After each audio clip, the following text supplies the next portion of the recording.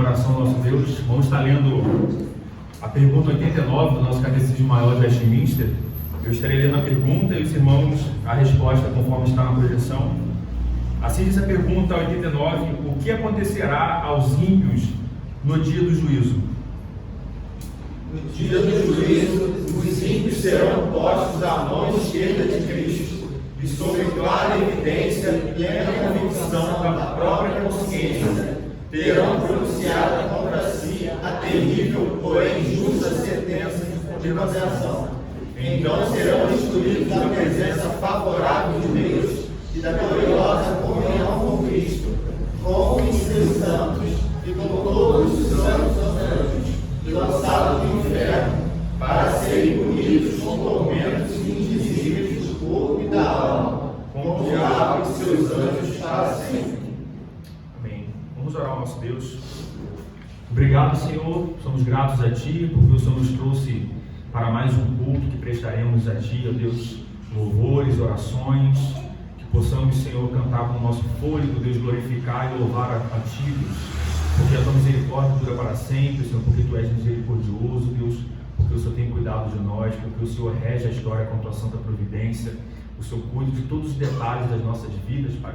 Apesar de nós, apesar dos nossos pecados, Pai, das nossas ofensas, o Senhor nos perdoou em Cristo Jesus, no sacrifício dele, e ainda continua nos perdoando, Senhor. Muito obrigado, Deus. Nos ajude, ó Santo Espírito, nos atos que faremos nessa liturgia, que o Senhor possa estar guiando as nossas orações, guiando os nossos louvores, que possa abrir o nosso coração e o nosso entendimento para a apreensão da palavra que será pregada. Nos ajude a prestar uma adoração a Ti, conforme o Senhor requer, em espírito e em verdade, sem hipocrisia, Deus, sem falsidade. Obrigado, Senhor, porque estamos aqui nesse momento, nessa hora do Teu santo dia, para louvar a Ti, Deus. Obrigado, Senhor, porque não estamos fazendo outra coisa senão remir, Senhor, o tempo, glorificando a Ti e atendendo essa santa convocação. Ser conosco, Pai. Muito obrigado, Senhor Jesus Cristo, pelo Teu sacrifício na cruz, que nos faz unidos aqui nesse momento como o Teu corpo, Senhor. Unidos pelo Teu sangue derramado na cruz, um elo forte, um elo firme, um elo espiritual, um elo divino. Muito obrigado, Deus. Ser conosco. Amém, Senhor. Amém.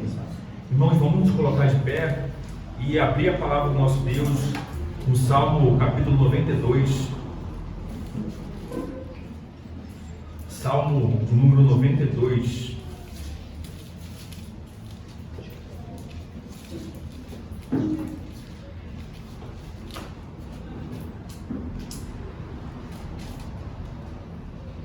Vamos fazer uma leitura alternada. Eu estarei lendo os números ímpares e os irmãos dos pares.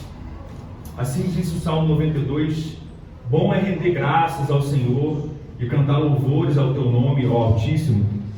Anunciar de manhã a Tua misericórdia e durante as noites a Tua fidelidade. Com instrumentos de 10 cordas, com saltério e com a solenidade da harpa.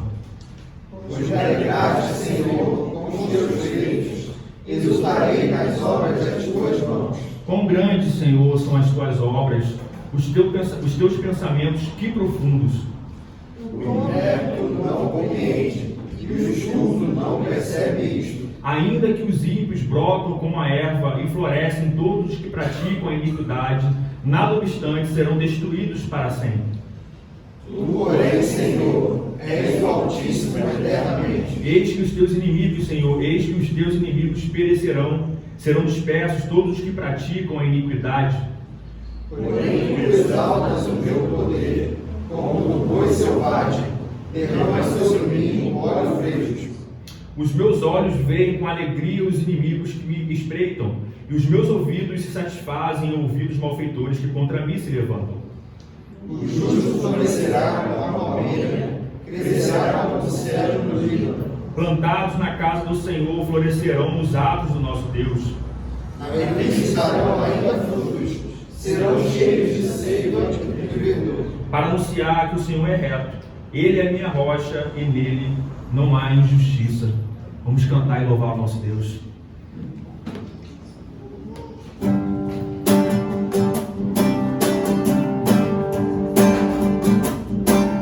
Cantai ao Senhor um cântico novo.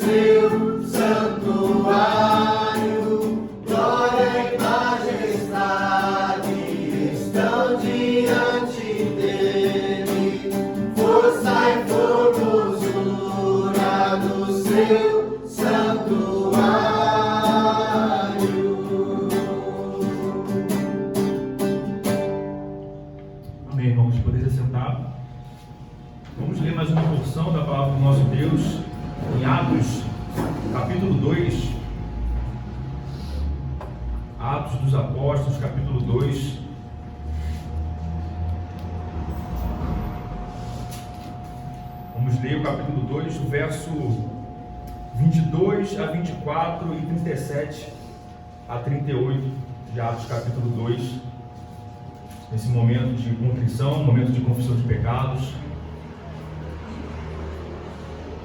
Atos 2, a partir do verso 22. Assim diz a palavra de Deus: varões israelitas, atendei a essas palavras. Jesus, o Nazareno, varão aprovado por Deus diante de vós com milagres, prodígios e sinais, os quais o próprio Deus realizou por intermédio dele entre vós, como vós mesmos sabeis, sendo este entregue pelo determinado desígnio e presciência de Deus, vós o matastes, crucificando-o por mãos de iníquos, ao qual, porém, Deus ressuscitou, rompendo os grilhões da morte, porquanto não era possível fosse ele retido por ela. Verso 37. Ouvindo eles estas coisas, compungiu-se-lhes o coração e perguntaram a Pedro e aos demais apóstolos: que faremos, irmãos? Respondeu-lhes Pedro: arrependei-vos, e cada um de vós seja batizado em nome de Jesus Cristo, para a remissão dos vossos pecados, e recebereis o dom do Espírito Santo. Desses versos que nós lemos aqui, é oferecido na pregação do apóstolo Pedro a graça e o perdão divino para aqueles que tinham condenado diretamente o Senhor Jesus Cristo, escolhendo Barrabás em detrimento do Filho de Deus. E nós vimos que mesmo assim a graça foi ofertada a eles, eles foram perdoados. Após essa pregação, 3.000 pessoas foram batizadas e creram no Senhor Jesus Cristo.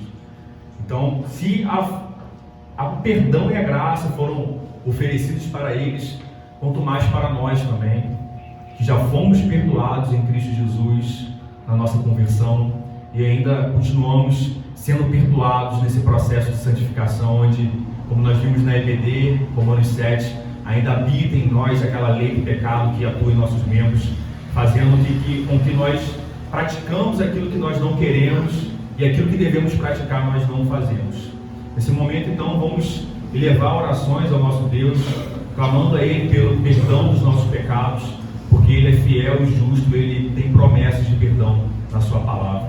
Amém? Vamos fazer uma oração silenciosa e depois eu peço à irmã Aline que esteja fazendo uma oração audível. Amém? Oremos, irmãos.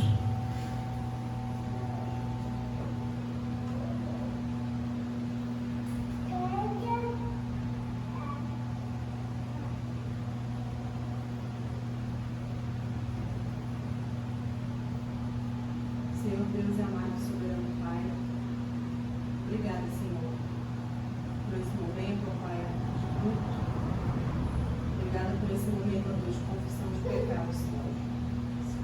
Ó Pai, nesse momento, colocamos as nossas vidas, Senhor, diante de Ti, suplicando a Ti, ó Pai, perdão pelos nossos pecados, pelas nossas transgressões, ó Deus.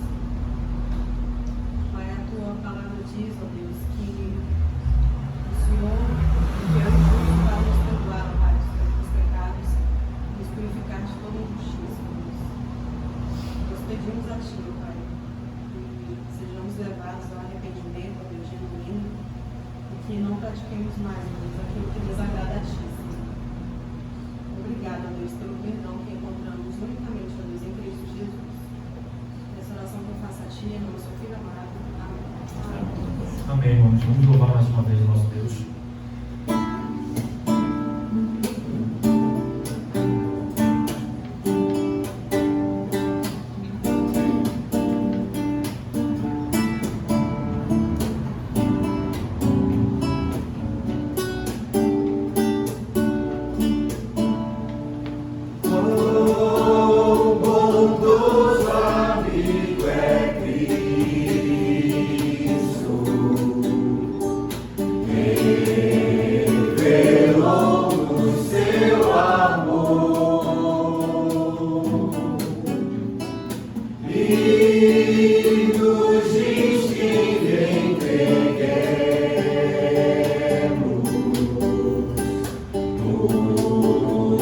Purificar.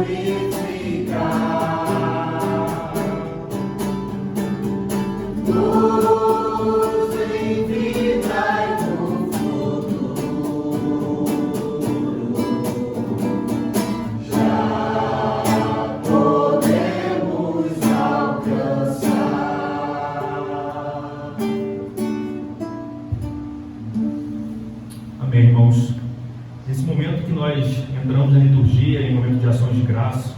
Vamos abrir a palavra do nosso Deus no Evangelho segundo Mateus, capítulo 6. Mateus, capítulo 6.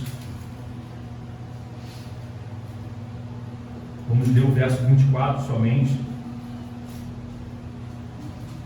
Assim diz a palavra de Deus: ninguém pode servir a dois senhores, porque ou há de aborrecer-se de um e amar ao outro, ou se devotará a um e desprezará ao outro.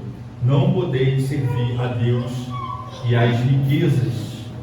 Nosso Senhor nos instruindo sobre os perigos do amor ao dinheiro. A Bíblia já nos fala que é a raiz de todo mal, amar ao dinheiro. E esse momento de ofertório, esse momento de dízimo, é um momento onde nós demonstramos com atitudes que nós não temos apego ao dinheiro e que o nosso coração ele não é avarento, mas nós entendemos que o que temos é Deus que nos dá por meio da sua provisão, por meio do seu cuidado. Então, nesse momento, aqueles que assim puderem, desejarem estar ofertando e dizimando ao Senhor, o nosso irmão Felipe estará distribuindo enquanto nós louvamos a Deus.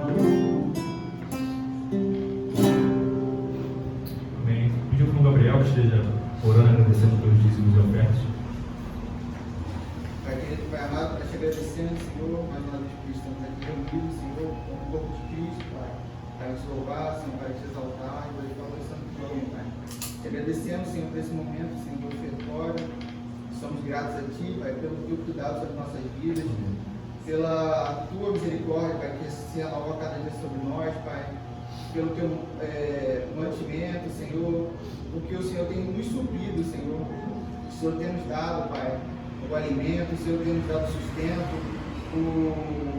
as condições financeiras, Pai, de nos sustentar. Te agradecemos, Pai, que esses valores, Senhor, aqui depositados, esses dízimos, essas ofertas, Pai, seja, Senhor, usada da melhor forma possível, Senhor, para a honra e glória do santo nome, Pai. Que o Senhor dê sabedoria, Senhor, para os irmãos que estarão administrando, Pai, esse dinheiro, e que possa, Senhor, servir para a expansão do teu reino, Senhor, para o crescimento, Senhor, do teu reino aqui nessa terra, para suprir, Senhor, aqueles que estão necessitados. Senhor, nos abençoe, Pai, continue nos abençoando, suprindo as nossas necessidades, Pai, e nos abençoando, Pai. É isso que eu te peço e agradeço em nome de Jesus. Amém. Amém. Vamos abrir a palavra do Senhor agora em Salmo, capítulo 24.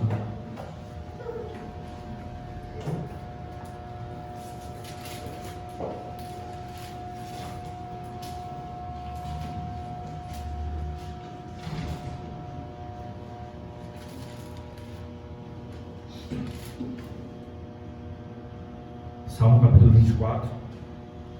Assim diz a palavra do Senhor: ao Senhor pertence a terra e tudo que nela se contém, o mundo e os que nele habitam. Fundou a ele sobre os mares e sobre as correntes a estabeleceu. Quem subirá ao monte do Senhor? Quem há de permanecer no seu santo lugar? O que é limpo de mãos e puro de coração, que não entrega a sua alma à falsidade, nem jura dolosamente. Este obterá do Senhor a bênção e a justiça do Deus da sua salvação. Tal é a geração dos que o buscam, dos que buscam a face do Deus de Jacó. Levantai, ó portas, as vossas cabeças, levantai-vos, ó portais eternos, para que entre o Rei da Glória. Quem é o Rei da Glória? O Senhor forte e poderoso, o Senhor poderoso nas batalhas. Levantai, ó portas, as vossas cabeças, levantai-vos, ó portais eternos, para que entre o Rei da Glória. Quem é esse Rei da Glória? O Senhor dos Exércitos. Ele é o Rei da Glória. O salmista já anunciando a entrada triunfal do nosso Senhor Jesus Cristo, após morrer e vencer a morte por nós. Ele ascende aos céus, entra como vitorioso no reino do seu Pai e senta à destra do Senhor, como aquele que venceu a batalha por nós. Nesse momento de ação de graças, vamos nos colocar de pé e louvar ao Senhor Jesus Cristo de forma de agradecimento e adoração pelo triunfo dele por nós na cruz do Calvário. Amém, irmãos?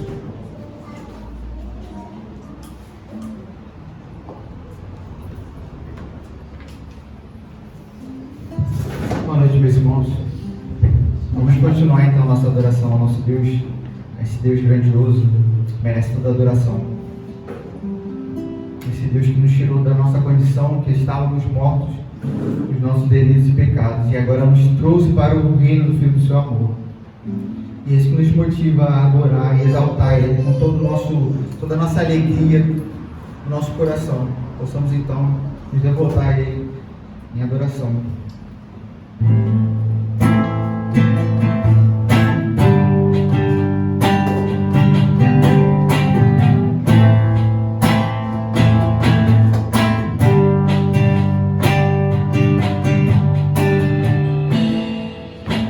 Mudaste a nossa sorte, nos tornaste um povo santo, separado pra somente a ti louvar.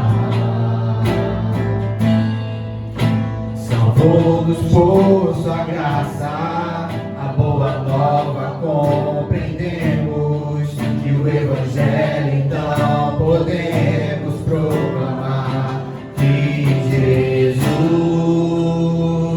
é Senhor. Fez-se homem, fez-se servo, de sua glória abdicou.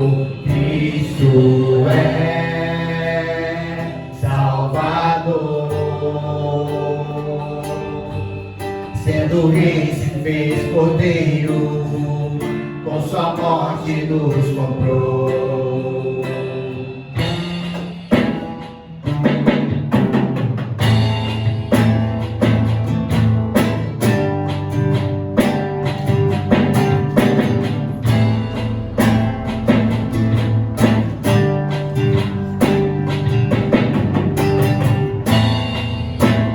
Nós sempre intercede, nossa fraqueza compreende. Nele o Pai propício estar a perdoar. Deixou do seu Espírito Consolador que nós habita. Mediante a fé então podemos proclamar que Jesus é Senhor. Fez-se homem, fez-se servo, de sua glória abdicou.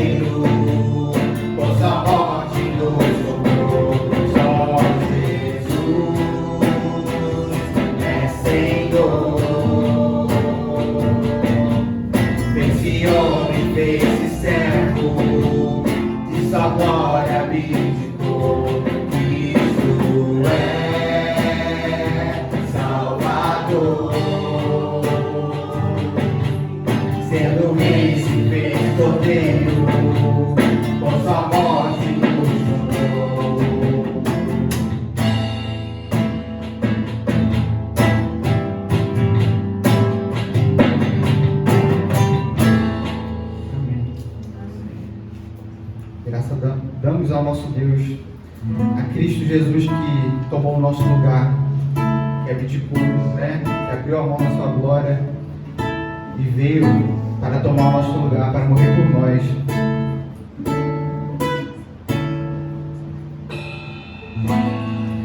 Abriu mão da sua glória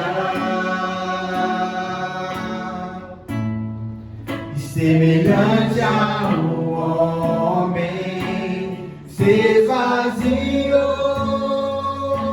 servo tornou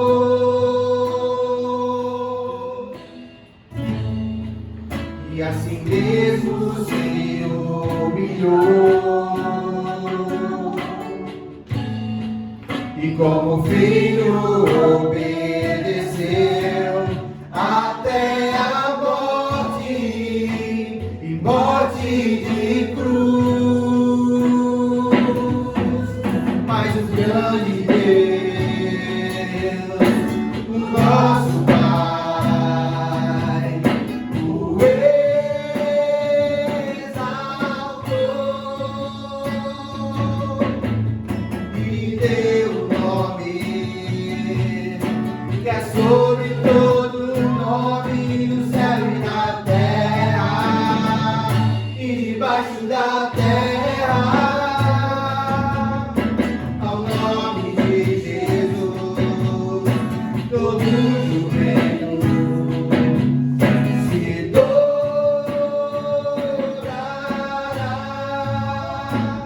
e toda língua confessará que Ele é o Senhor.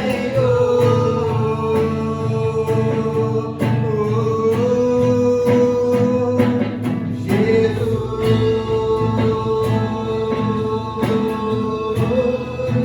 nome sobre todo nome, nome sobre todo nome.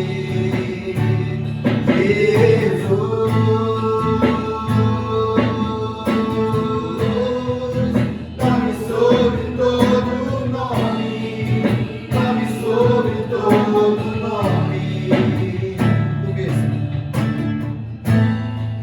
Abriu mão da sua glória,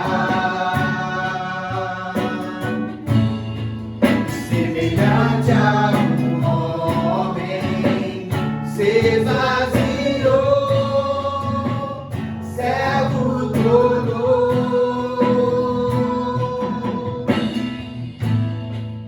e assim mesmo se humilhou.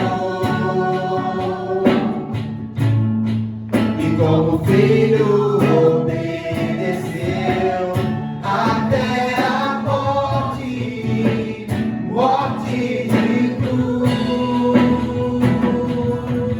Mas o grande Deus, o nosso Pai, o exaltou e deu nome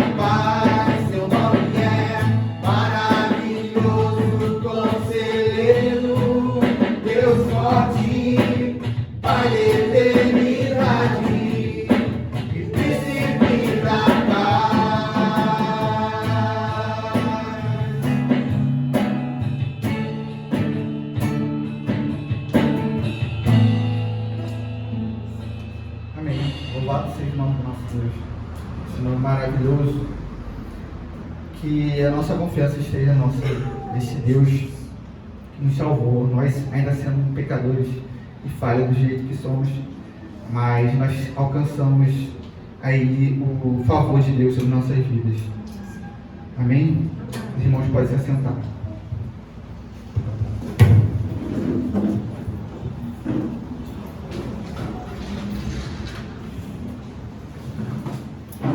Amém, irmãos. Vamos prosseguindo nesse momento de adoração ao nosso Deus. Vamos adentrar agora no momento onde a palavra será pregada, exposta a nós. Antes, vamos ler mais uma porção das Escrituras na primeira epístola de João. Primeira epístola do apóstolo João.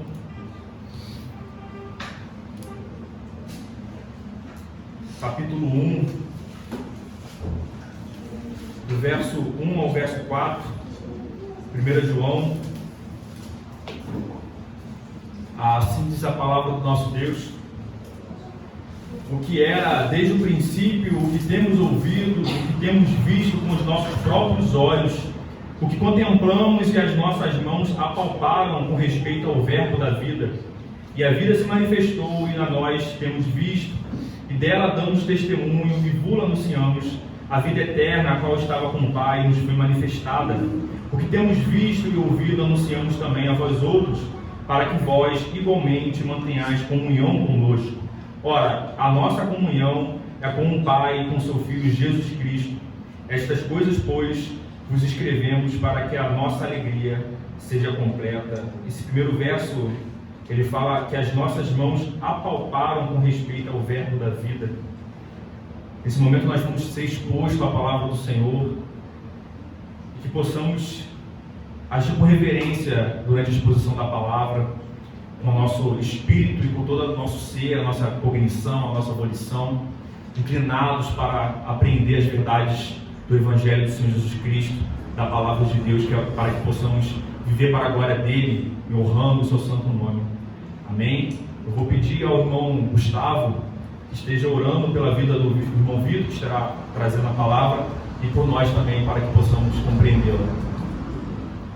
Santo Deus, amado Pai, te louvamos, Senhor, bendizemos o teu santo nome, pelo privilégio, Senhor Deus, de podermos estar aqui nesse momento tão abençoado, tão glorioso, Senhor Deus, que é podermos meditar na tua palavra. Senhor Deus, a tua palavra sendo exposta, Senhor Deus, a nós. É algo que necessitamos demais, Senhor Deus, nesse mundo caído, Senhor Deus, onde muitas vezes nós fraquejamos, Senhor Deus, é a tua palavra que nos dá força, Senhor Deus, é a tua palavra que nos dá ânimo, que nos dá esperança, Senhor Deus.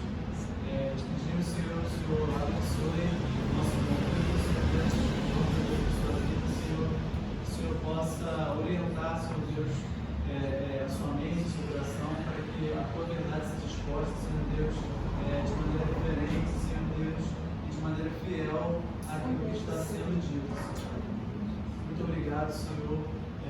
Cativa as nossas mentes, Senhor Deus, a nossa atenção, Senhor Deus, que é desviada tão facilmente, Senhor Deus, possamos nos atentar a tudo que vai ser exposto ali, e não somente compreender o seu pensar, mas também ser capaz de aplicá-lo, Senhor Deus, em nossas vidas, Senhor Deus, durante a nossa semana, Senhor Deus, onde estivermos, Senhor Deus, que sejamos capazes de colocar em prática tudo que a tua palavra nos diz, Senhor Deus, para que possamos nos manter firmes, Senhor Deus, para a honra e glória do teu santo nome, Senhor Deus. Te pedimos em nome de Cristo Jesus.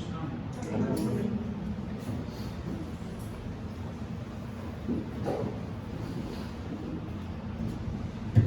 Boa noite, meus irmãos.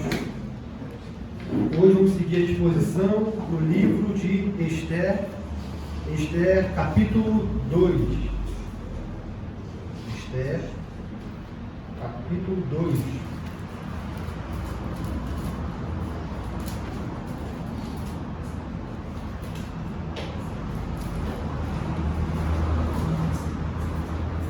Esther, capítulo 2.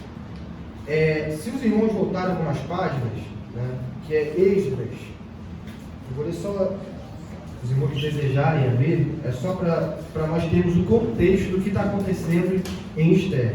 Esdras, capítulo 4, deixa a Bíblia apontado no dedo de Esther e vai para Esdras, voltando, passou Neemias, Esdras. Capítulo 4, versículo 4 ao versículo 6. Diz assim Esdras: Então as gentes da terra desanimaram o povo de Judá, inquietando-no edificar a cidade, alugaram contra eles conselheiros para frustrarem o seu plano, todos os dias de Ciro, rei da Pérsia, até o reinado de Dário, rei da Pérsia. Versículo 6 é o nosso contexto. No princípio do reinado de Assuero, escreveram uma acusação contra os habitantes de Judá e de Jerusalém. Por que a gente está lendo Esdras? Porque é o mesmo período, esse Esdras, capítulo 4, versículo 6. É o que a gente está vendo em Esther. Se a gente não tiver Esdras como um cenário de fundo de Esther, nós não vamos entender a hostilidade que está ali pairando sobre o povo judeu. Tá? O livro de Esther não está sozinho nas Sagradas Escrituras.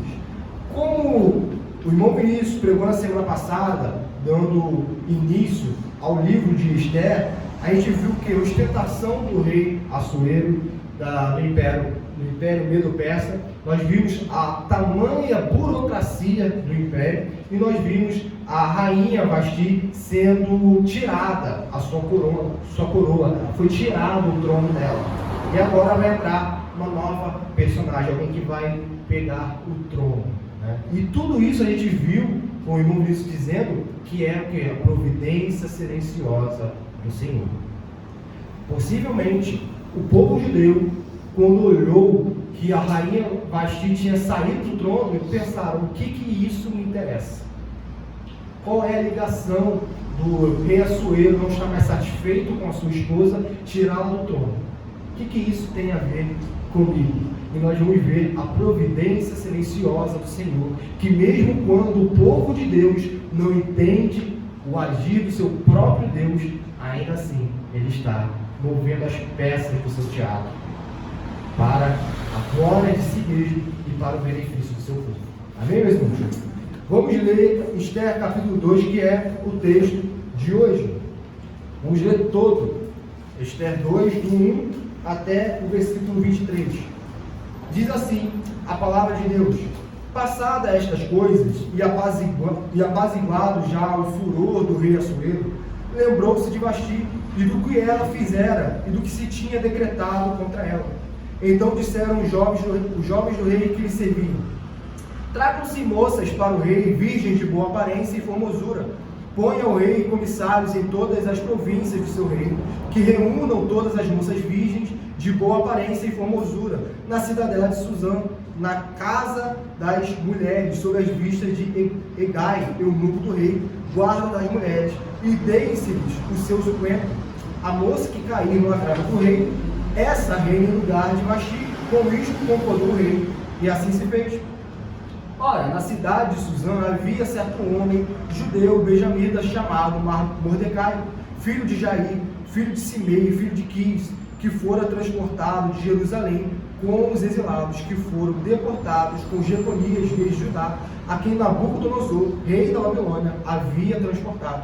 Ele criara a Adassa, que é Esther, filho de seu tio, a qual não tinha pai nem mãe, e era jovem bela, de boa aparência e formosura. Tendo-lhe morrido o pai e a mãe, Mordecai a tomara por filha.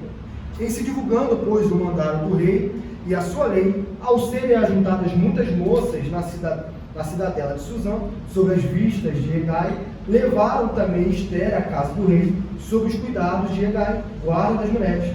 A moça lhe pareceu formosa e alcançou favor perante ele, pelo que se apressou em dar-lhe os ungüentos e os devidos alimentos, como também 7 jovens escolhidas da casa do rei, e a fez passar com as suas jovens para os melhores aposentos da casa das mulheres. Esther não havia declarado o seu povo nem a sua linhagem, pois Mordecai lhe ordenara que não o declarasse. Passeava Mordecai todos os dias diante do ato da casa das mulheres, para se informar de como passava Esther e do que lhe sucederia.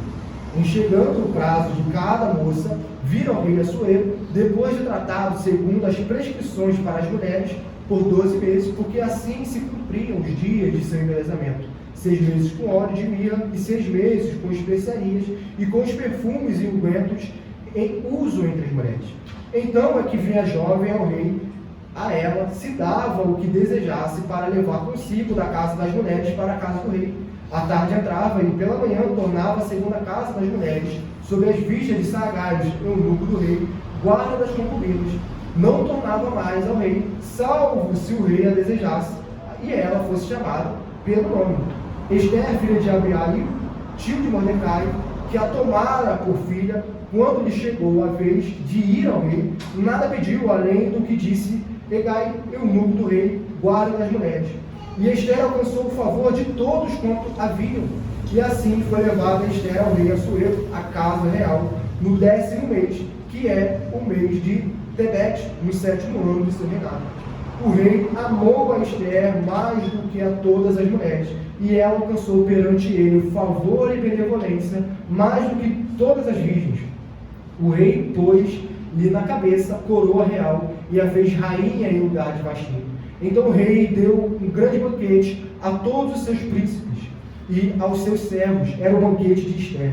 Concedeu alívio às províncias e fez presente segundo a generosidade real. Quando pela segunda vez se reuniram as virgens, Mordecai estava assentado à coroa à porta do rei. Esther não havia declarado ainda a sua linhagem, e o seu povo, como Mordecai lhe ordenara, porque Esther cumpria o mandato de Mordecai, como quando a criava. Naqueles dias, estando Mordecai sentado à porta do rei, 2 eunucos do rei, dos guardas de porta, Bigtã e Teres, sobremodo se indignaram e tramaram atentar contra o rei Assuero.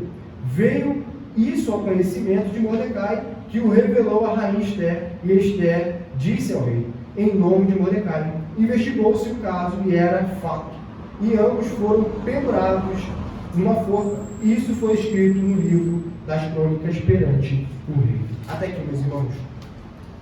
Vamos agora, pela graça de Deus, entender o que é esse capítulo 2 e como ele está se desenrolando dentro do livro.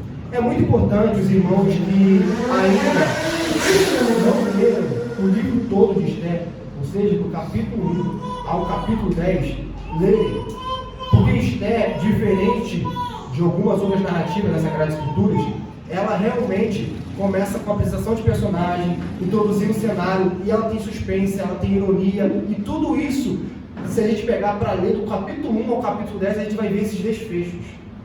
A gente vai ver trama, a gente vai ficar curioso, e agora o que vai acontecer com o povo judeu, o que vai... E isso tudo, o autor de Esther, que nós não sabemos quem foi, ele tinha um arcabouço literário muito grande, em que ele consegue colocar suspense na trama, ele consegue colocar algo que a gente deseja ver o que mais vai acontecer, e tem muita ironia no livro de Esther, como o irmão Vinícius disse na semana passada. Por exemplo, o capítulo 2 já começa com uma ironia. Qual é? O rei Assuero termina o capítulo 1 dizendo que, seguindo o conselho, que não mais queria ver Vasti. Não queria mais, porque ela desobedeceu a ordem, ela não compareceu diante do rei, como o irmão Vinícius expôs semana passada, e ele se indigna, assina um decreto que não mais a rainha poderia comparecer diante do trono. E como começa o capítulo 2? O rei com saudade da Vasti. É isso. Ele está com saudade. Ele está arrependido do que ele fez. Por quê? Passadas estas coisas, diz o texto, e apaziguado já o furor do rei Assuero, lembrou-se de Vasti. Ele lembrou que agora ele não tinha mais a sua rainha. Vamos recordar que Vasti era uma mulher muito formosa. Era uma mulher que sobrepujava as demais do harém do rei. É interessante ver isso aqui, que o rei Assuero era um homem entregue aos prazeres. Ele era entregue aos prazeres. E depois de ter passado tudo o que a gente viu no capítulo 1, chegou dado momento que ele não queria mais que aquela lei tivesse sido assinada. E aqui já é ironia como o homem deseja ser Deus. O rei Assuero, ele acreditava que a sua vontade era imutável. Por que, meus irmãos? Porque quando ele assina o decreto, como o que estava no capítulo 2, capítulo 1, como está ali no capítulo 1, algo tão que não afeta a vida dos súditos, ou seja, quem estava no Império Medo-Persa Nada afetava a rainha comparecer ou não na presença do rei. Nada afetava. Tanto faz para a pessoa que estava lá trabalhando para uma construção para o império, tanto faz.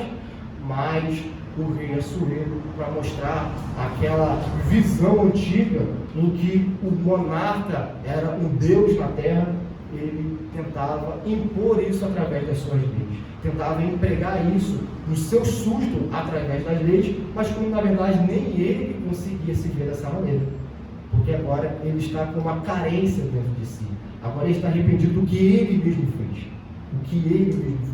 Então os jovens do rei trazem uma ideia. Qual é a ideia?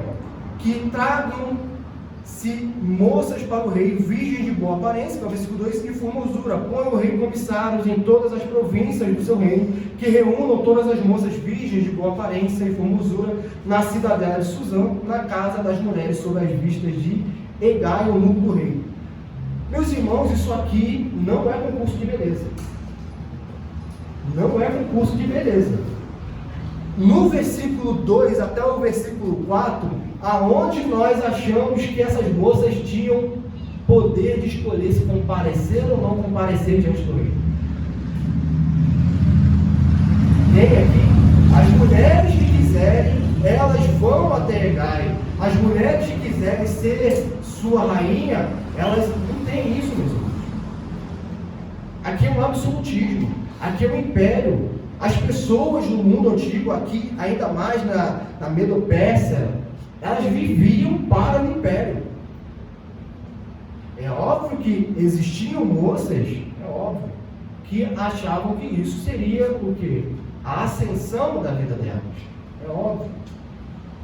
Mas existiam possivelmente outras que talvez já estavam interessadas em um romance com, que a gente diz, plebeu, um dos súditos do rei, que estava talvez de casamento marcado, quem sabe, mas ela tinha que se sujeitar a isso. Se ela estivesse enquadrada na descrição do 2 ao 4, não tinha saída. Esse é o Império Medo-Persa. Os súditos vivem para o agrado de seu monarca. É para isso. Se o monarca está com saudade, ora, então que as belas donzelas que estão no seu vasto reino, que é da Etiópia, que está no versículo 1 do capítulo 1, da Índia e Etiópia, que essas vastas donzelas possam agradar o rei. E o rei Assuero, ele concorda com essa loucura. Ele concorda em sujeitar as mulheres a essa ideia louca.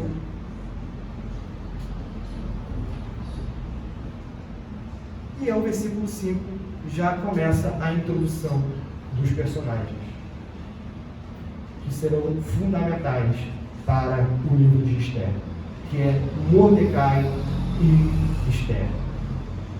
Aqui a gente pode colocar do versículo 1 ao versículo 4, é como se fosse uma cena, e de repente, em outro canto, nessa mesma cidadela de Suzã, existiam dois indivíduos. Enquanto Assuero estava tramando essa loucura lá no seu trono, em outra parte, na cidadela de Suzã, tinham dois indivíduos judeus. E agora a narrativa sai e vai para esses dois e depois vai se juntar. Como fica esses dois judeus e Assuero, como eles vão ali convergir pelo propósito divino para a glória de Deus e para a salvação do povo de Deus. Nada do que está acontecendo aqui é em vão. O que a gente vai ver no livro de Esther, a gente viu isso muito no livro de Atos, é Deus convertendo o mal em bem. É Deus pegando a loucura humana e fazendo com que ela convirja para a sua glória. Porque o homem, ele vai até onde o Senhor permite. Tudo que ele faz aqui, Deus está jogando, deixando a corrente ir, e depois ele vai puxar de volta. A gente vai ver que tudo isso aqui, claro, não só na exposição de hoje, mas durante as exposições, como tudo isso aqui está interligado. Está interligado. Talvez é um quebra-cabeça tão bem montado, a narrativa de Esther, mas é tão bem montado, mas tão... Se, né, vamos colocar aqui conjectura, talvez se ele tira um versículo, o que é na cabeça já não faz mais sentido. Porque é muito bem montado. E tudo isso é a providência silenciosa do Senhor. É a providência. Não tem nome de Deus, não tem Elohim, não tem Yahvé, como foi falado no último sermão, mas tem acontecimentos que, se nós não vemos Deus, nós estamos cegos. Nós estamos cegos. E aqui aparece novamente uma ironia no versículo 5. Por que uma ironia? Porque o versículo 5 começa: na cidade de Suzã havia certo homem judeu, benjamita, chamado o quê? Mordecai. Qual é a ironia disso? Mordecai está ligado a Marduk, que é um deus babilônico. É um nome de um deus babilônico. Então, ele começa a falar, um judeu benjamita.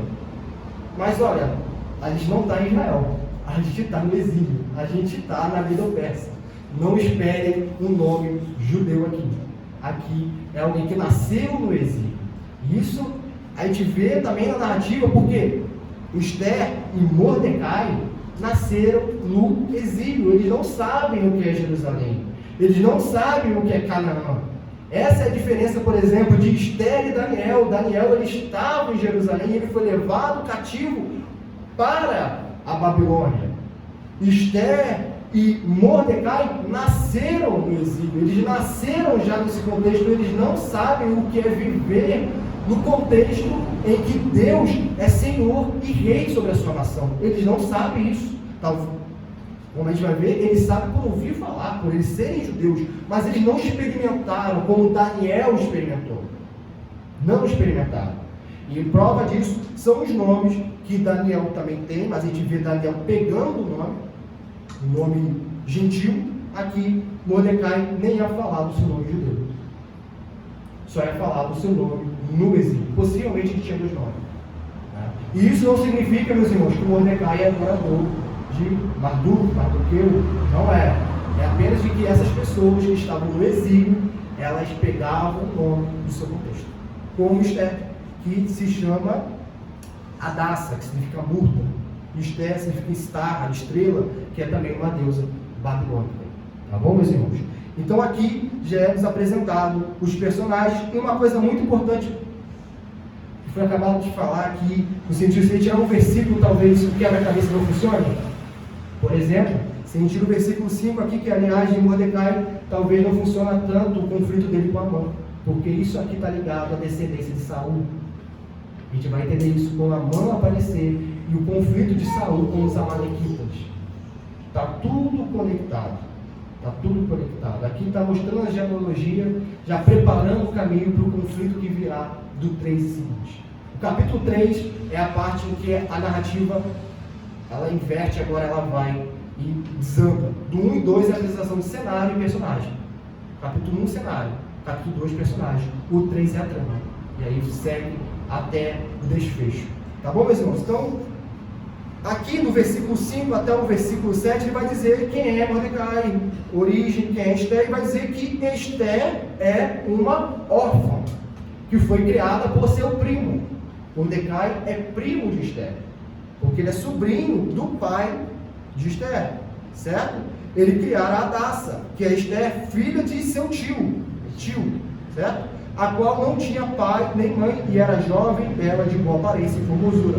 Novamente, aqui o versículo já está decretando, vamos colocar assim essa palavra, qual vai ser o futuro de Esther. Se ela é formosa e se ela é de boa aparência, logo é inevitável que ela vá para Hegai. É inevitável. Ela vai ter que comparecer.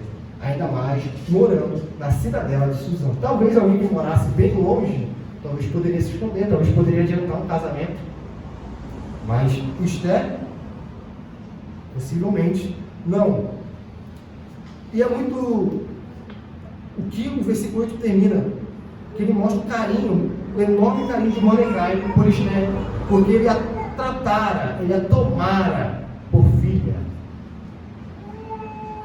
Ele não pegou Esther e, nossa, eu tenho que criar essa menina. Não, ele a tomara por filha. A gente vai vendo aqui o cuidado de Mordecai com Esther. E o texto continua, que se divulgando o mandado do rei, a sua lei, ao serem ajuntadas muitas moças da cidadela de Suzã, sob as vistas de Hegai, levaram também Esther. Está escrito que Esther foi? Ela está passiva na ação. Levaram Esther. Não está dizendo que Esther quis ir, ela quis um casamento como esse. Não levaram. Quem levou? Os comissários? A outra vizinho? Não diz. O texto não diz.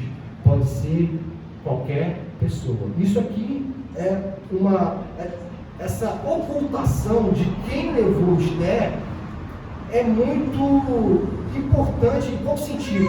No sentido que, como o Estado é totalitário, muitas das vezes não é necessário os agentes do Estado para coação.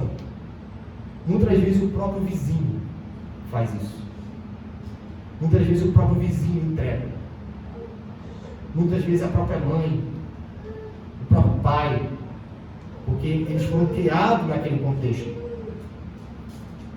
Não necessariamente a gente precisa ler isso aqui que foi alguém ligado ao governo Medo-Persa. O texto deixou oculto, levaram também Esther. Pode ser o comissário, pode ser, pode não ser. As pessoas que vivem em estado totalitário, elas têm em mente de que o Estado está sempre certo. Na mente dos persas, dessas pessoas do Império Medo-Persa, era só mais uma decisão de Assuero que deveria ser cumprida. E quem não cumprisse, quem é essa pessoa para descumprir uma ordem real? Nós existimos para o Império.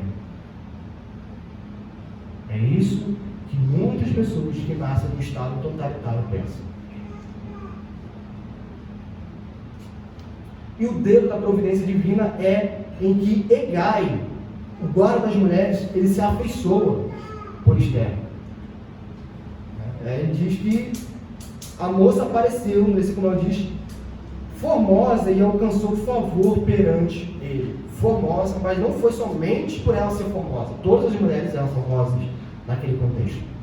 Formosa e de boa aparência ligado à beleza tanto do rosto quanto do corpo, os padrões daquela época. Bem, é por isso que tem esses dois designativos. Como vai dizer, de boa aparência e formosura, é por isso que está dizendo isso. Bem, meus irmãos? E no versículo 9, ela encontra a favor de Hegai. Não diz porquê, não diz. A gente sabe que não é somente pela sua formosura, mas não diz porquê. Não diz. Talvez a forma dela se comportar, talvez como ela falava. Não diz. Mas independente disso, a gente já vê um favor divino por Esther. Esther agora, ela é notada de maneira positiva por alguém do alto escalão dessa casa das mulheres. Agora ela tem alguém que pode ajudá-la.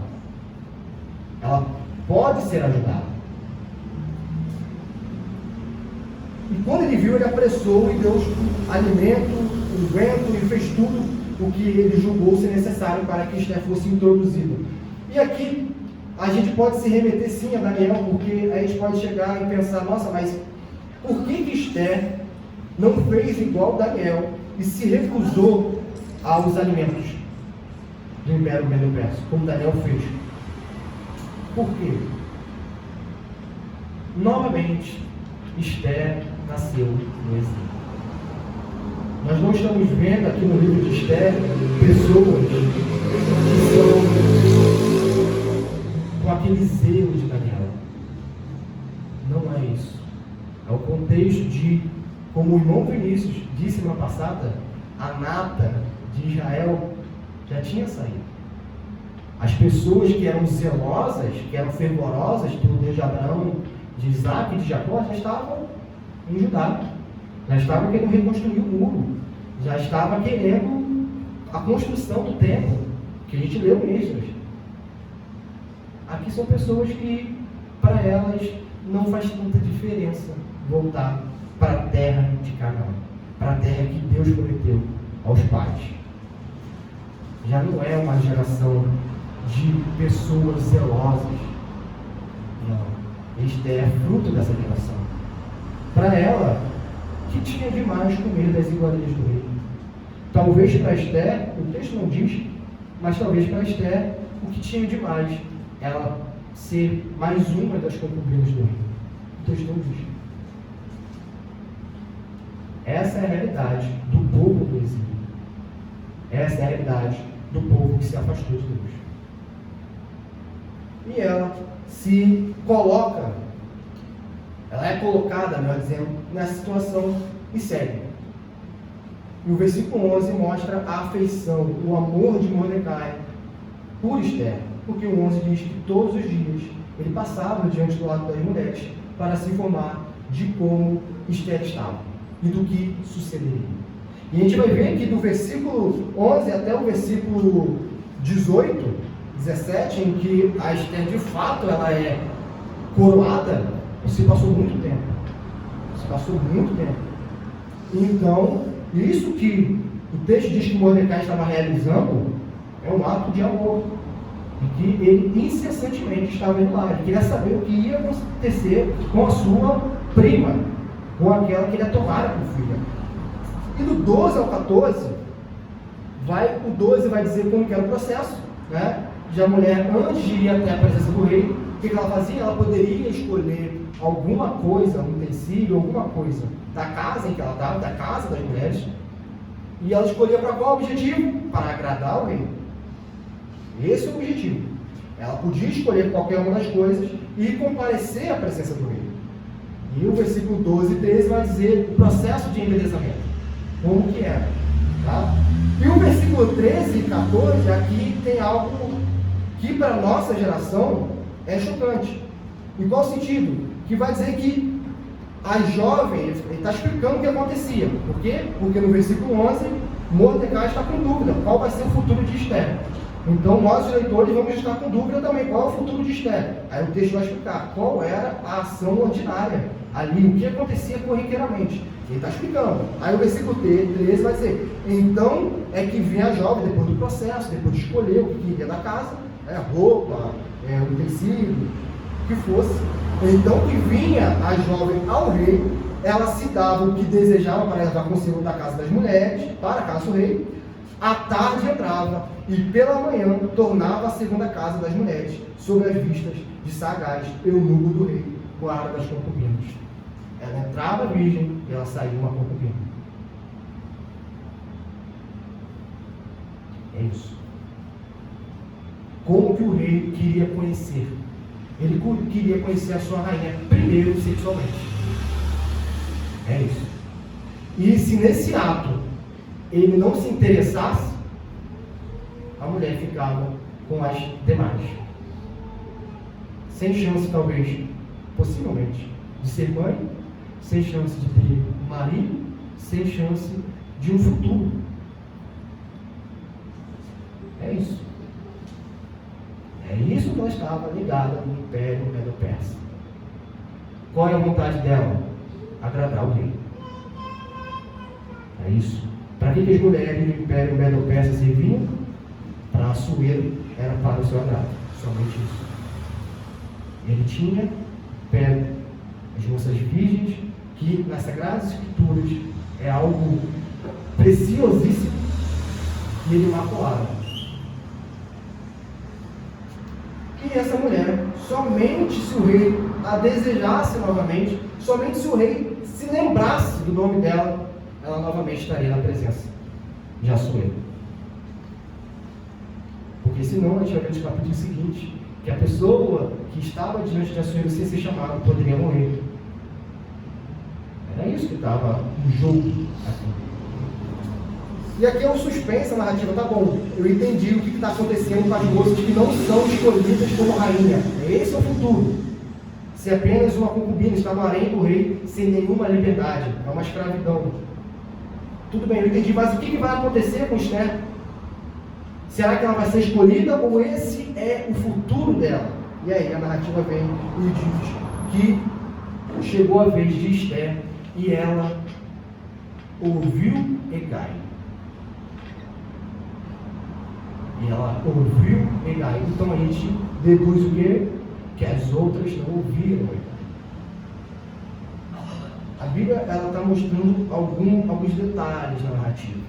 A gente vai ver a providência divina colocando Esther como rainha, sim, mas a gente vai ver também pequenas atitudes dela, sutis atitudes dela, para que, vamos colocar na linguagem humana, ela cooperasse com a providência divina, na linguagem humana, vamos dizer. E ela ouviu, cara. Assim foi levada Esther ao rei Assuero, no 14º, que é o mês de Tebete, no 7º ano do seu reinado. Quanto tempo se passou? Por que a narrativa está dizendo isso? Se passaram, meus irmãos, 4 anos. Porque no versículo 3 do capítulo 1 vai dizer, no 3º ano do seu reinado, ou seja, do 3º ano ao 7º ano, Assuero brincou, vamos colocar, sexualmente com várias mulheres da Medo-Persa. É isso. É esse o valor que ele tem. 4 anos. E chega agora no 7º. O rei, ao ver Esther, ele amou a Esther mais do que a todas as mulheres, e ela alcançou perante ele o favor e benevolência, mais do que todas as virgens. O rei lhe pôs na cabeça a coroa real e a fez rainha em lugar de Vasti. Então o rei deu grande banquete e a todos os seus príncipes e aos seus servos. Era o banquete de Esther. Versículo 5. Aqui a Bíblia já começa a contrastar Vasti e Esther. E essa vai ser um contraste que fez agora, e ele vai permanecer, tem que estar ecoando a gente com as atitudes de Esther, com a atitude de Vasti. As duas eram casadas com o déspota. As duas. Assuero não muda. Tá? Ele casou com Esther, agora ele ama Esther, então ele mudou, ele é um novo nome, não, porque depois vai dizer que, numa segunda vez, no versículo 19, ele estava novamente com as virgens daquela localidade. É o mesmo homem. É o mesmo. Ele não muda porque agora ele está amando a Esther. Não tem a mudança. Porque a mudança de vida é com Cristo. Não é com amor ao próximo, amor romântico. Mudança de vida é com Cristo. Apenas com Cristo. Pessoas que esqueceram disso entraram em péssimos casamentos. Então, ele entra aqui, a Esther, e ele contrasta, o autor de Esther, com Vasti. Em qual sentido? Qual foi o banquete de Vasti? Vasti fez um banquete apenas para as mulheres. Apenas para as mulheres. E o banquete de Esther foi para os príncipes, foi para os servos, foi para todos. E não somente isso. A burocracia que permanece, de fato, no capítulo 2, mas quando Esther, a providência divina, ela é colocada no trono medo-persa, até mesmo os súditos têm alívio. Até mesmo o súdito agora, ele consegue, talvez, pagar menos impostos, talvez ser solto de uma pena que foi tirania do império. E era comum naquelas épocas, no meu antigo, o monarca, o imperador, no momento de alegria, soltar pessoas. A gente vê Barrabás, que não era uma pena comum, mas ele soltou por causa dos judeus. Né?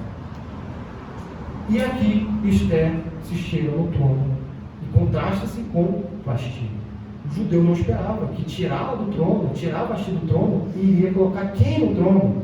Quem iria colocá-la na judia? E o texto segue dizendo que mesmo depois de Esther ser rainha, ela ainda seguia o que Mordecai dizia, e ela ainda não revelava a sua linhagem. E aqui, o versículo 20, ele já está colocando o que vai vir depois. Isso é importante. O versículo anterior é o que viria em seguida. Então a gente poderia pensar, tá, ela não era rainha ainda, então por isso que ela não disse a sua linhagem. Agora ela é rainha, então agora ela pode dizer a sua linhagem. Não, tem que dizer não, porque está vindo algo aí. Está vindo algo aí. E por que ela não disse a sua linhagem? Mordecai, por exemplo, era alguém que odiava o seu povo, ele não gostava de ser judeu. Não, a gente já viu no capítulo 3, no próximo domingo, que Mordecai dizia, eu sou judeu. E isso está escrito aqui por causa do contexto de Esther. É por isso que nós lemos Esdras. E ele está mostrando um cenário controverso para o judeu. Então, se Esther comparece perante o rei, tendo revelado a sua identidade, possivelmente a identidade dela seria um empecilho para a coroação dela. E ela seria mais uma escrava de Assuero.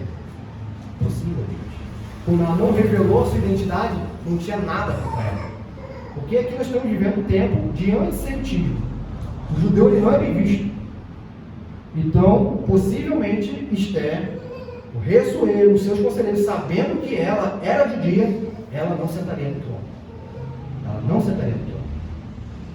E até um teólogo, ele diz que há uma diferença em mentir e você não achar que toda a verdade deve ser dita a todo tempo. Há uma diferença. Há uma diferença. Não é porque você sabe de um fato que você vai dizer isso para 4 cantos. Isso é fofoca. Tá? Ah, mas é um fato, tá? Nós devemos saber quando falar determinados fatos. Quando falar. E isso aqui, nesse contexto dela ter ocultado temporariamente a sua identidade, não a desqualifica por isso. Por isso. Ok? Mas lembrando que ela é alguém invisível. Tá? Ela não tem a convicção de Daniel. Não tem. Mas a gente vai ver a graça de Deus. Porque Ele é quem imprime no coração dos homens convicção. Amém? E no versículo 21 a 23, como hoje, né, as pessoas que são roteiristas, escritores, estudam isso, eles vão chamar que o versículo 21 a 23 é um gancho para o que vai vir em seguida. Ele colocou um fato, esse fato ele está isolado aqui. O que aconteceu? Nada. Mordecai descobriu, o rei não morreu, tudo bem, mas Mordecai, e agora? Mordecai, ele não foi promovido por ter salvo a vida do rei. Ficou por isso mesmo. Na verdade, contraste-se com o versículo, no capítulo 3, que a gente vai ver no domingo seguinte, que quando Mordecai não foi promovido, Amã foi. Amã foi promovido. Mordecai fica no esquecimento. Mas isso, ele, novamente, se a gente tira uma parte, quando vem algo no capítulo 4, no capítulo 5, não vai fazer sentido. Isso aqui é para dar na nossa mente. Está vindo algo por aí. É isso. Tá bom, meus irmãos? E aqui a gente, pela graça de Deus, nós vimos no capítulo, versículo 1 ao versículo 23. E agora, meus irmãos, por que esse texto, né, como a gente pode aplicar esse texto em nossas vidas? Há muita similaridade do Império Medo-Persa com os dias atuais. Muita similaridade, muito. Mas para a gente fazer algo didático, a gente vai dividir em três áreas da aplicação. Primeiro, a aplicação do indivíduo, nós, homens e mulheres contemporâneos, nossa relação com o Estado e com a sociedade. Depois, a nossa relação com as nossas famílias. E, por último, a nossa relação com Deus. Tudo bem? Que é o que está na narrativa. Na narrativa, nós vemos o Império, nós vemos a família de Esther e nós vemos a providência divina silenciosa. Um homem, nós e o Estado, de acordo com Esther, aí se pergunta, da onde vinha a liberdade desse povo, do povo medo-persa?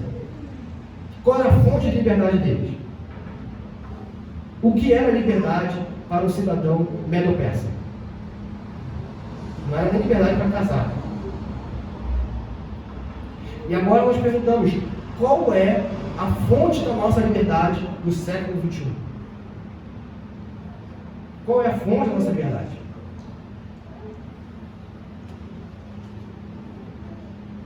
Algumas pessoas podem dizer, a Constituição garante a minha liberdade. Talvez um britânico ele possa ter até essa segurança jurídica. Agora o Brasil ter 7 constituições é difícil. É muito complicado. É a Constituição? Então se amanhã ou depois vem um golpe, alguma coisa assim, nós viramos escravos? É isso? O cristão fica escravo. De onde vem a nossa liberdade? É movimento político. Talvez algumas pessoas podem olhar para Esther e falar: se fosse o feminismo aqui, isso não teria acontecido. É movimento político? O movimento político garante a liberdade?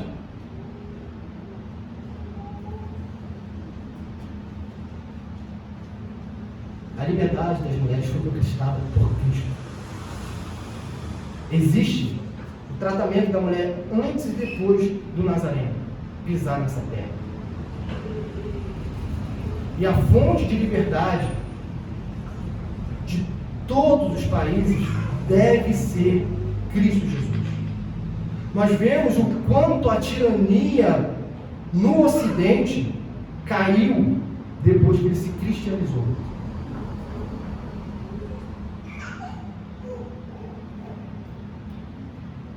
Era Cristo. Era quando um monarca que tinha poder absoluto, eu não estou aqui glamorizando o alto, não estou glamorizando nada, não estou falando isso. Não estou dizendo isso, mas tinha limitação. Porque a própria sociedade, no contexto cristão, entendia que o império, em que um monarca, em que um presidente não tinha poder absoluto, mas tinha poder delegado por Deus. O imperador não poderia pegar uma donzela apenas porque ele queria e ponto final. Quem conquistou isso? Cristo. Cristo conquistou isso. As pessoas que estão achando, infelizmente muitos cristãos, que é um movimento, por exemplo, feminista que garante a liberdade, então a liberdade dela está entrelaçada ao movimento. Então ela precisa estar ali e o que o movimento ditar para ela, ela vai seguir, porque a liberdade dela está dependendo do movimento. Então quando ela vai dizer que agora o movimento feminista abarca não somente as mulheres, mas também os trans e todas as outras pessoas, a pessoa vai dizer que sim. Por mais que logicamente isso não tenha sentido algum. Mas na mente dessas pessoas, o que garante a liberdade feminina é o movimento feminista. Então é por causa disso que eu preciso defender. Porque se eu paro de defender, eu perco a minha liberdade. Eu vou voltar naquela época em que as mulheres não poderiam votar. É essa a mentalidade. Porque essas pessoas acham que a liberdade que elas têm, pseudamente, foi um movimento. Ou foi uma carta constitucional. É por isso que o cristão, por mais que viva hoje na China comunista, ele é mais livre do que pessoas enredadas em movimentos, e ele é mais livre do que Esther, porque Esther estava casada não com um príncipe encantado, meus irmãos. Nós vamos ver que Esther, mesmo depois de ser rainha, ela poderia ser morta se ela comparecesse perante Assuero sem ser solicitada. Não é um príncipe encantado, isso aqui não é um casamento hollywoodiano. Isso aqui é a realidade. É a realidade que Cristo subjugou e que Cristo conseguiu vencer para nós hoje, vivendo numa sociedade pós-cristã, achar que nós estamos melhores. E a sociedade que se julga melhor do que aquela que imprimiu os preceitos de Deus na sua lei, hoje que nós temos um grande número de mães solteiras, um grande número de divórcios, um grande número de famílias destituídas, porque o homem se achou mais sábio do que Deus. Olha o mal social. É esse o mal social. Quando nossa liberdade não vem daquele que pode conceder liberdade. É Cristo que concede. Alguns vão dizer que é dinheiro. Talvez se Esther fosse rica, ela poderia aqui não se submeter a isso. Não, meus irmãos. Não.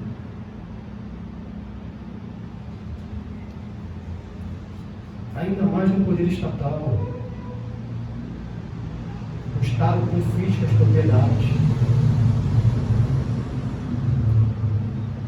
É por isso que o segundo ponto é que a gente precisa orar para que as nossas autoridades, na relação de indivíduo com o Estado, com a sociedade, o nosso Estado e a nossa sociedade estejam com compromisso com Cristo. Porque é daí que vem a liberdade. Porque o as pessoas, o Estado que eu digo, meus irmãos, são indivíduos. Algumas pessoas acham que o Estado é alguém abstrato. O Estado é uma pessoa igual a Suelo, com paixões, desejos e arrependimentos. São pessoas. O presidente, o governador, o deputado, o juiz que julga, eles têm pressupostos. Ele julga muitas vezes de acordo com o seu pressuposto, ainda mais se ele não for uma pessoa honesta. Então, se ele tem, talvez, alguém na sua família que, por causa de um infortúnio, acabou passando para a vida do crime, ele vai ter, esse magistrado, uma mão mais leve, porque ele vai pensar, poxa, mas o fulano. Ele não vai julgar retamente, ele não vai julgar de acordo com o crime cometido, mas de acordo com o indivíduo. Mas coitado.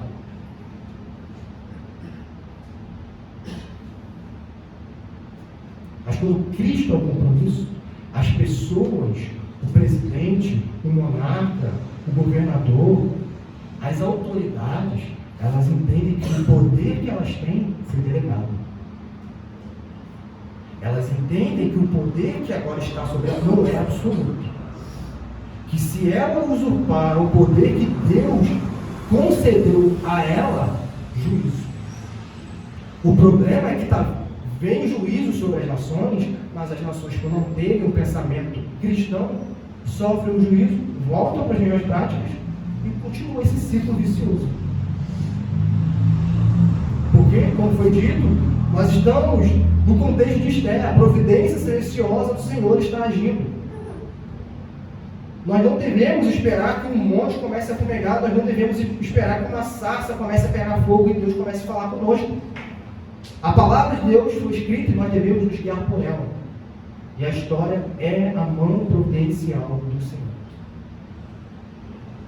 E a gente precisa não ficar com a mentalidade do presente século. Nós somos muito parecidos com os persas, com os medos. As mulheres não objetaram, algumas mulheres não objetaram, alguns pais não objetaram em favor das suas filhas.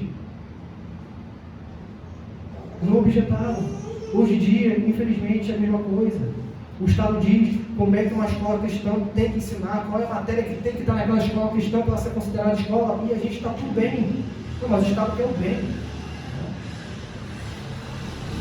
As pessoas que querem ter algo que é legítimo, que é ensinar os seus filhos em casa, tiveram que batalhar por uma lei, batalhar para que isso fosse aceito, para a gente ver o quanto o nosso Estado está grande. Quando os missionários presbiterianos vieram para esse país, eles montavam várias escolas porque era simples.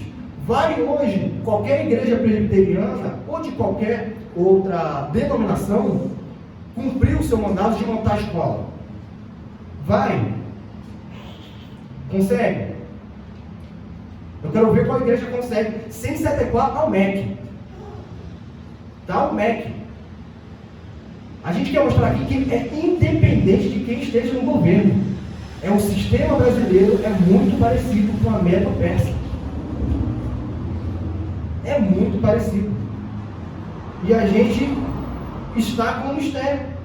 A gente está como o povo no exílio. Mas isso não é normal? Não, como assim? Mas o Estado quer o bem da criança. Tá? O artigo 205 da Constituição é dever do Estado e da família a educação, e a gente está tudo bem. Eles não entendem a malícia disso, que é o dever do Estado. Aí acontece como na Europa, no futuro, em que o Estado, que já se tornou pós-cristão, tirou filhos de uma família cristã e colocou uma família muçulmana, porque dizia que uma família cristã era muito intolerante.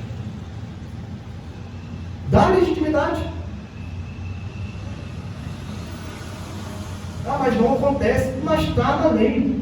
Se não exerce, é questão de poder no futuro. Não exerce hoje porque nós temos uma democracia em que a maioria é cristã. Mas e se nós vivemos tudo aqui? Uma Europa, que é uma democracia, mas não é cristã. E isso que eu estou dizendo que aconteceu na Europa era uma democracia. Era uma democracia. Aí vem, a nossa liberdade não está na democracia. Não está em sistema político. A nossa liberdade está em Cristo. E independente se amanhã ou depois de amanhã vir um governo ditatorial que proíbe a igreja, o cristão ainda é livre. Porque Paulo era livre até mesmo algemado. O que o cristão não pode é que, por medo de ser preso, parar de falar, parar de expor as doutrinas de Cristo, no Evangelho de Cristo, porque ele quer se amoldar à sociedade do presente tempo. É isso que não pode. A gente precisa entender o nosso contexto. A gente precisa pedir graça a Deus, para que nós não sejamos como o Medo Persa. Só dizer que a segurança pública já fez as pessoas esquecerem que trabalho é algo inviolável, que culto é inviolável.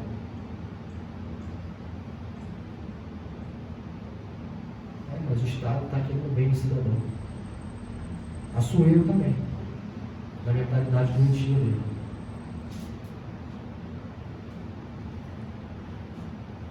Mas o texto não fala apenas da nossa relação com o Estado. Também mostra a importância da família e a honra que envolve aqui na família. Como que Esther honrou Mordecai. Ela honrou aquele que é criado como filho, mesmo ela sendo rainha.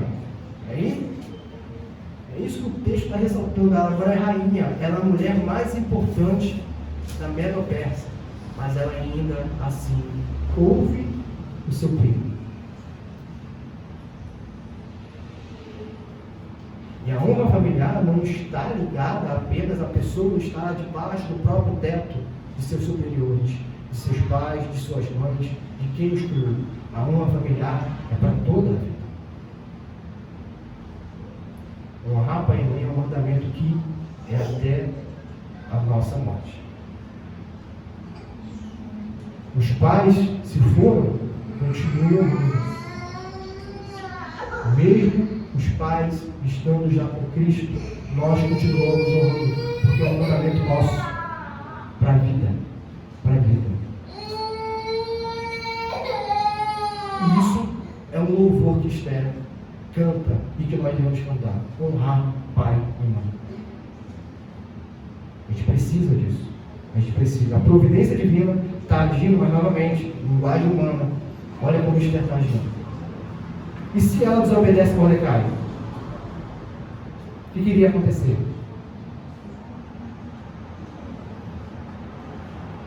A providência. Vinícius ressaltou isso na EBD pela manhã. A vontade decretiva e a vontade perceptiva. Esther não sabe o que vai vir.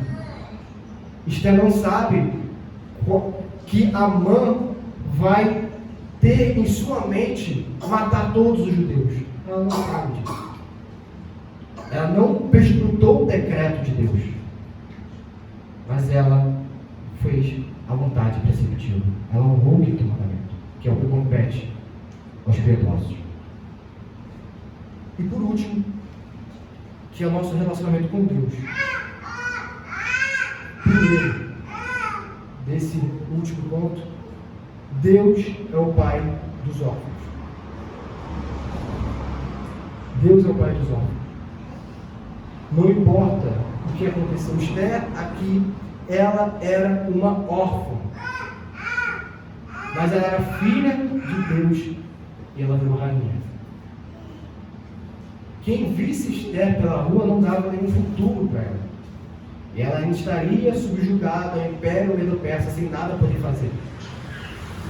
Mas por causa disso ela vai ser alguém que vai exercer um papel fundamental de mediação entre Assuero e os judeus. Uma órfã. E aqui, um comentário do Matthew Henry, um pastor presbiteriano do século XVIII, se eu não me engano, ele diz o seguinte: quando aqueles cuja infelicidade é ser assim privado de seus pais em sua infância, mas depois vir a ser eminentemente piedoso e prósperos, devemos tomar conhecimento disso para a glória daquele Deus e sua graça e providência, que tem considerado entre os títulos de sua honra. Qual é o título da honra de Deus? O título de sua honra é ser um pai de órfãos.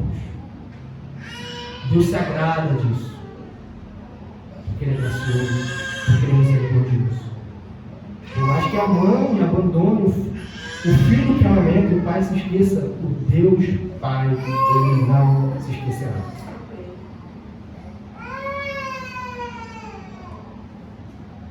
Isso é graça. O amor que Ele tem por Cristo Jesus, o seu Filho, o único Filho, em que Ele pode dizer, meu amado em quem Ele compraz. É o único. Mas por graça, porque a Trindade pega essa justiça de Cristo, imputa em nós, e agora nós também somos filhos desse Pai. E todos nós éramos órfãos espiritualmente. Todos nós. Todos nós. Quem não quiser ser órfão espiritualmente, dizer eu não, então vai ter que pegar a sua linhagem, que é ser filho de Satanás. É a verdade de Deus. Então, é essa a nossa linhagem. É isso que nós éramos. E Deus, meus irmãos, que é também do Matthew Henry, ele vai dizer que Deus exalta os humildes. Que ele diz, quem diria que uma judia, uma cativa e órfã, nasceu para ser uma rainha, uma imperatriz? No entanto, foi o que aconteceu. A providência, às vezes, levanta os pobres do pó para colocá-los entre os príncipes. Como Deus derrubou alguém que era alto e poderoso de seu assento, ele está falando de Vasti, lemos no capítulo anterior, e agora devemos ser informados de como Ele, Deus, exaltou alguém de baixo grau, como a Virgem Maria observa em sua canção, que está em Lucas 1, 52. Ele que exalta. Não importa a origem, não importa de onde a pessoa vem, só importa a misericórdia e a graça de Deus, que não faz acepção de pessoas, mas que é tão amoroso, que é um Pai que está sempre indo em busca do Filho pródigo, em busca do Filho perdido. Esse é o nosso Deus. A gente não deve somente ver esse texto da relação de Deus, de sociedade do Estado, mas a misericórdia divina. Quem é Deus está se revelando aqui, meus irmãos. Deus está mostrando a sua graça, que na silenciosa providência de Deus, que acontece hoje, pessoas estão chorando nos seus quartos achando que elas não são ouvidas, achando que elas estão sozinhas no mundo. Mas o nosso Deus, o Pai de ordem, o Deus onisciente, onipotente, onipresente, justo, benigno, misericordioso, Ele ouve. Ele ouve. Basta nós invocarmos. Amém, meus irmãos? Vamos orar ao nosso bondoso Deus. Oremos, Deus. Deus amado, Deus querido, muito obrigado, Pai, pela tua graça, pelo teu amor, Pai. Muito obrigado, Pai, porque o Senhor nos sustenta, Pai. Muito obrigado, Pai, porque independente do futuro que nos aguarda, do futuro que nos reserva, Pai, nós sabemos e temos a certeza que temos a liberdade em Cristo Jesus, Pai. Muito obrigado, Pai. E continue-nos, Deus, a nos fazer cada vez mais livres, Deus. Livres de nós mesmos, Pai. Livres, Deus, do pecado, Deus. Livres da concupiscência da carne, Deus. Livre, Deus, do nosso ego, Pai. Livre, Deus, das nossas tentações, ó Pai. Livre, ó Pai. Senhor, nos faça, Deus, entender, Deus, que o Estado deve estar de joelhos sobre o senhorio de Cristo Jesus, Pai. Nos faz entender, Pai, que não é o secularismo o remédio do mundo, Pai, não é presidente A, B ou C, Pai, mas é Cristo Jesus sendo louvado e tendo seus pés sendo beijados, Pai. É Cristo, Senhor. E, Senhor, nos faça, Senhor, honrar os nossos superiores. Faça, Deus, amarmos, Deus, os nossos superiores, os pais e as mães que o Senhor nos deu, Pai, para que possamos cumprir o mandato teu, Pai. E, Senhor, muito obrigado por ser quem és, Pai. Muito obrigado, Senhor, porque o Senhor nos adotou, Pai. Muito obrigado, Pai, porque nós estávamos, Pai, nus, sem perdão, sem Cristo, vendidos, Deus, à escravidão da nossa própria vontade, vendidos, Deus, a Satanás, Pai. Mas o Senhor, como Pai misericordioso, de órfãos, Pai, o Senhor nos adota. O Senhor nos chama para si, Pai.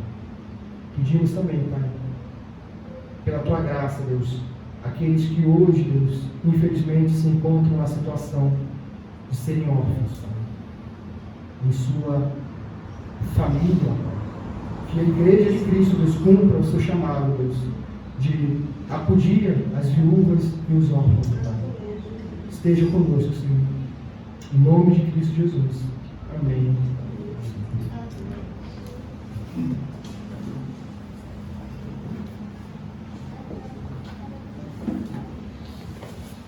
Amém, irmãos. Vamos louvar o nosso Senhor.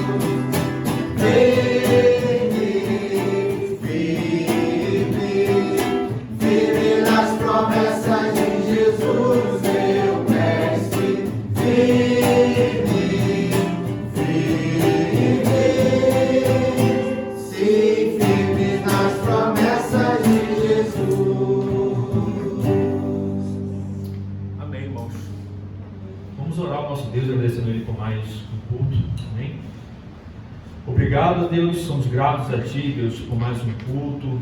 Obrigado, Senhor, porque o Senhor nos trouxe até aqui, o Senhor nos auxiliou, Deus, por meio do Teu Santo Espírito, para que nós pudéssemos prestar um culto a Ti, para que nós pudéssemos comparecer a essa convocação solene, Deus. Muito obrigado, Pai, porque o Senhor alimentou as nossas almas, nos preparou, nos edificou, ó Deus, para que nós possamos enfrentar com ânimo a semana, buscando, como nós vimos durante todo esse domingo, de manhã, agora no culto também, instrumentos para glorificar o Teu Santo Nome com a nossa vida, Deus. Nós possamos glorificar a Ti, Senhor, todos os dias e também demonstrar o nosso amor para com o próximo. Obrigado, Senhor, guarde cada um de nós, Senhor, no corredor das nossas casas, Senhor. para o nosso trabalho, para as nossas ocupações seculares, Deus, que não possamos desviar os olhos de Ti, Senhor, da Tua palavra. Nos preserve, Deus, na Tua santa palavra, na nossa comunhão dos santos, Deus, e por meio da oração também, para que nós possamos ser fortalecidos a cada dia. Muito obrigado, Pai. Somos gratos a Ti. Amém, Deus. Como não é um ministro ordenado, irmãos, vamos estar lendo 2 Coríntios 13:13, está projetado aí. Vamos nos colocar de pé e lermos todos juntos. Assim diz a palavra de Deus em 2 Coríntios, capítulo 13, verso 13.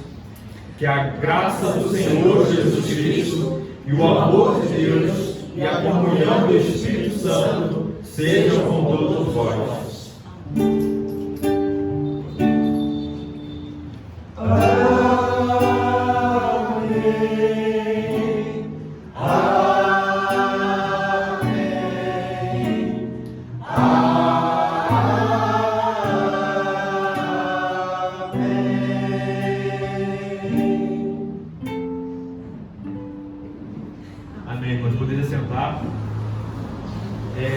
Comunicado na próxima terça-feira, reunião de